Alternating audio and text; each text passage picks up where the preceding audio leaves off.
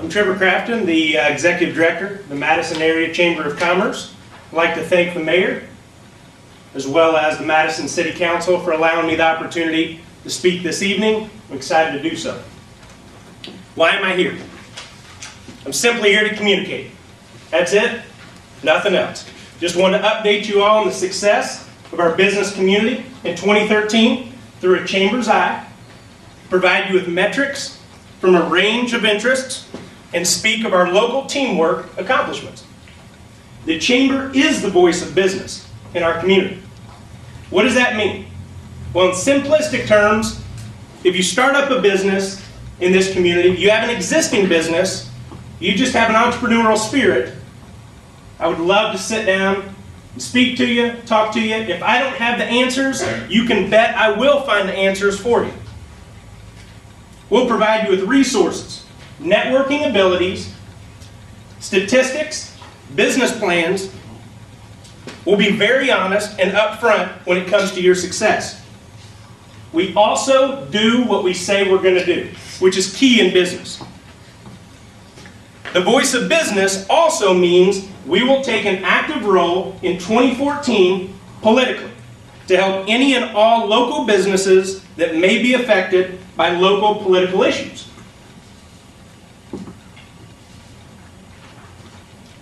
But the Chamber's goal for this year was to recruit and retain members. And folks, we did an exceptional job at that. We started off the year with a deficit budget. Membership was as low as it's been in years at 319. We had 27 existing members not even renew, having an equal net membership of 292 members. As of December 1st of this year, we're at 363. That's a 20% increase. Jefferson County has approximately 700 businesses. Now, obviously, that fluctuates. This number is almost unattainable, but if we care about people, like we certainly do, and we're honest and upfront, and again, we do what we say we're going to do, the number is more attainable than not. The Chamber ran 4 events this year. We created networking opportunities such as the annual Chamber Dinner, which will be held at Brown Campus Center, Hanover College, like it is every year. In 2014, this upcoming year, it'll be January 22nd, which is a Wednesday night. Encourage you all to come. There'll be 260, 275 people networking and bettering their Rolodex.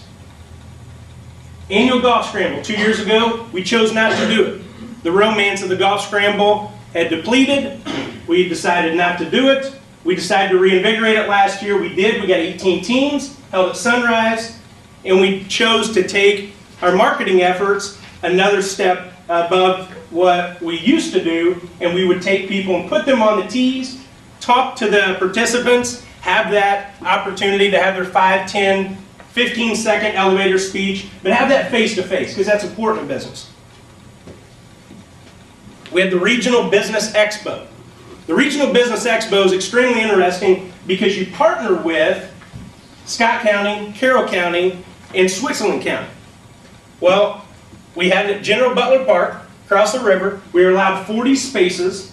We did such a good job of selling the product of Regional Business Expo that we were asked by the other counties to please stop selling the booths because we sold 20 very quickly. There was only 40 available. What is the Regional Business Expo? Let me share this example with you. We have Business A that is here in Jefferson County, and you're doing business with Business B in Wyoming.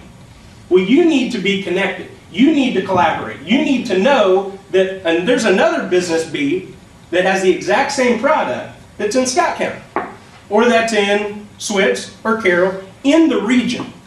So it's networking regionally. Fantastic concept.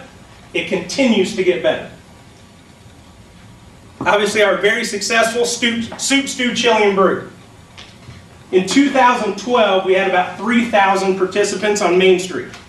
Well, in 2013, we almost doubled that. We had 5,500 participants go through Soup, Stew, Chili, and Brew. Keep in mind, it's one of the only festivals that's on Main Street. I think it is the only festival on Main Street.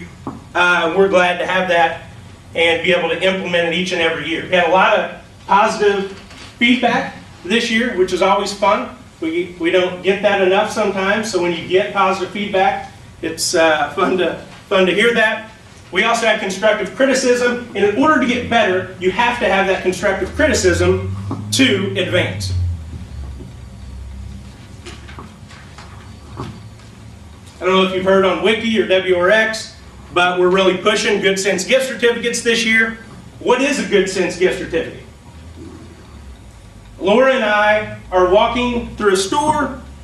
We look over, we buy a $25 card because it's easy, it's convenient, it's efficient when it comes to Christmas, but it's to Applebee's. It's to Dick's Sporting Goods. Well, money leaves our community. Let's keep the money here, so let's email, let's call, let's get on the website of the Chamber of Commerce.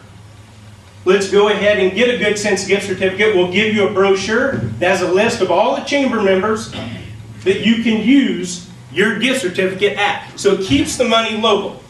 Statistics will show that money staying in the community will evolve 5 times. Let me give you an example.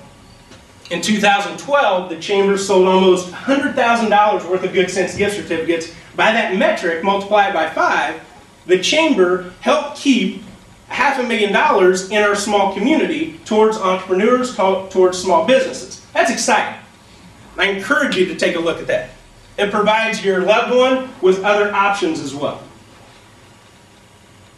In the spirit of numbers, want to have a little fun. You got to have a little fun in life. In the spirit of numbers, I'd like to share with you 3 local statistics that we gathered through our chamber survey team.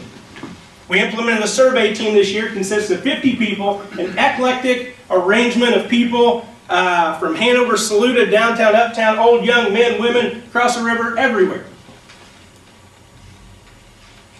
Now, when you add these percentages together, not always are they going to equal 100%, probably going to be more because they had an opportunity to pick more than one answer. What are the reasons that customers give for leaving your business? Jefferson County responded that 23% was because of poor quality. 38% said because of price. 21% said because of functionality or their needs have changed. The number one answer, yes, the survey says, 72% bad customer service. It's an important metric right there. What percentage of retail goods in Jefferson County are purchased through a card, a credit card, a debit card, a Good Sense gift certificate, some sort of electronic means? Jefferson County responded 60 to 74%. I based that on the state numbers from ISBDC, which are 80 to 85%. Really listen to that. 80 to 85% of purchases are purchased electronically. So I'm saying we should encourage business owners to provide a credit card machine to their customers. In order to progress in your business, you need to gather this type of data in order to make better business decisions. Last one. As a result, or as a resident of this community, which type of business do you want to see in Jefferson County? Fun question. 53% said fine dining restaurants. 10.5% said high-end hotels. 37% said big box retail. 39.5% said recreational retail. And 47% said clothing stores. Many other options. I'm just the messenger. No shoot. I passed something out to you guys a while ago, and I appreciate Blair Bernard coming in from the ISBDC. It's been a pleasure to work with her this year.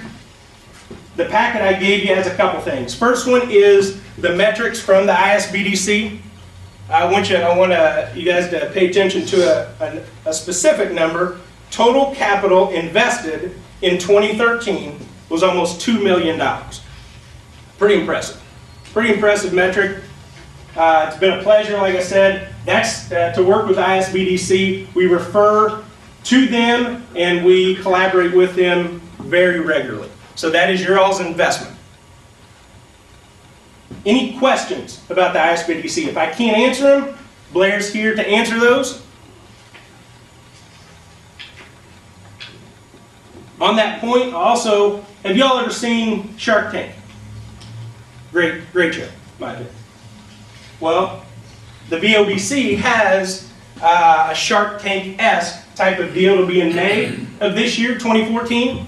Be about $5,000 worth of prize money. One of the big hitters on that $5,000 prize money for entrepreneurs is to meet with a patent attorney from start to finish, not just somebody that says, here's some information, study it, good luck.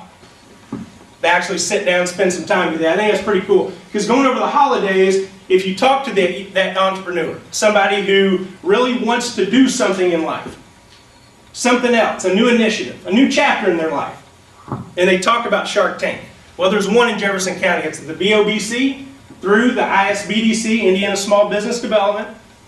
And I encourage you all to get online, encourage you all to call us if you have somebody you'd like to refer. Also in your packet on the back are just kind of the itemized list of some things that I talked about tonight. But also I wanted to point out, I would encourage you all and the mayor, anyone else, please call the chamber, get online to nominate someone for the Jeff Garrett Community Service Award and the Business Citizenship Award. There's an unbelievable lineup when you're talking about those two awards. 2 years ago, Bob Green won the Jeff Garrett Award. Last year, Dr. Bob Pimlott won the award. And the Business Citizenship Award last year went to the Red Pepper and the Heights family. And we obviously know they continue to make our community better from that standpoint.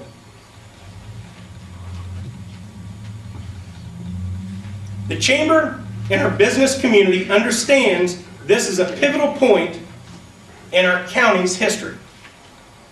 For example, the new Cadillac Bridge that we see, it's exciting. It connects two states. It's exciting stuff. We're in a unique area. It's the gateway to Indiana. The new CEO, Carol Dozier, of King's Daughters Hospital. She's visible. She's out in the community. She's doing feasibility studies to continue to make our community better, to make our hospital here compete regionally. The Heritage Trail initiatives that Bob Green and his association continues to improve our community, attracting people to enjoy our assets as well as preserve our assets. The Madison School Task Force of 25 passionate people in our community that spend late evenings reviewing in-depth information, going over and over due diligence, and viewing other school systems that we are also faced with those positive opportunities. I encourage you, while we're on that, I encourage you to look at that referendum in May and vote yes.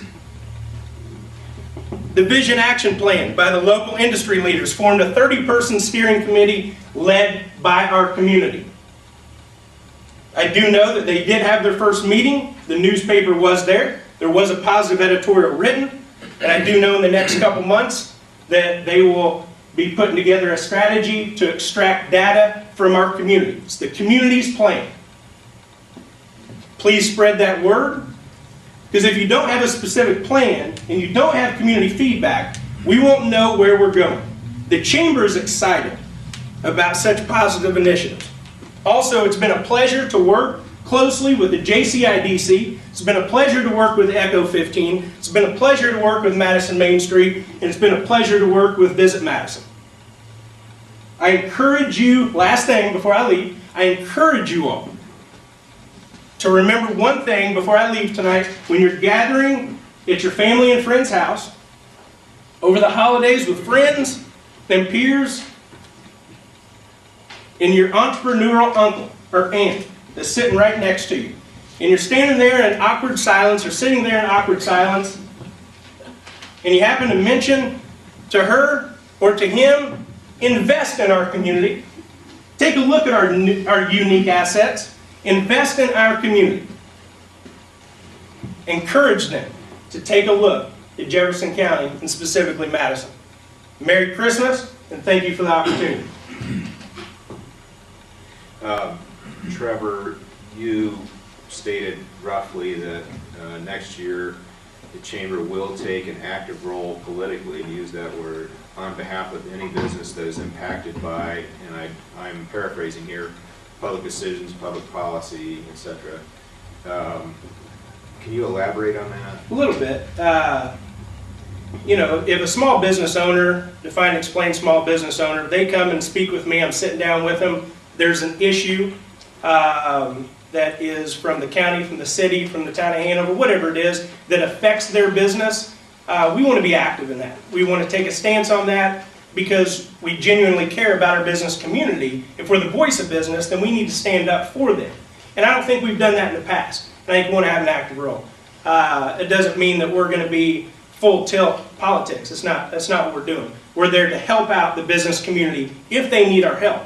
But I'm just sharing that to let the business community know publicly, as well as I will privately with chamber members and other businesses, that if they need us, we are there. So we're kind of just expanding. We haven't done that in the past. Or we haven't done that in a long time, to be honest with you.